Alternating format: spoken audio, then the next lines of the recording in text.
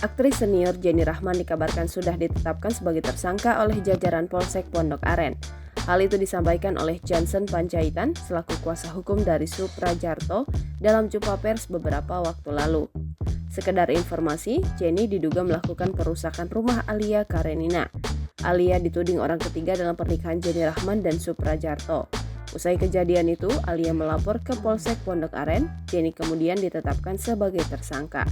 Selain Jenny Rahman, polisi juga menetapkan Rita Rahman atau kakak kandung Jenny Rahman sebagai tersangka pada 16 September 2022. Pemanggilan pertama sebagai tersangka diketahui sudah dilakukan pada 26 September 2022. Namun Jenny Rahman meminta penundaan pemeriksaan menjadi tanggal 5 Oktober 2022. Ketika jadwal tiba, keduanya tidak hadir pada pemeriksaan tanggal 5 Oktober 2022. Kuasa hukum Jenny Rahman dan Rita Rahman mengirimkan surat permohonan restoratif justice kepada korban tanggal 7 Oktober 2022. Tapi, polisi tetap melakukan pemanggilan kedua sebagai tersangka tanggal 8 Juni 2023.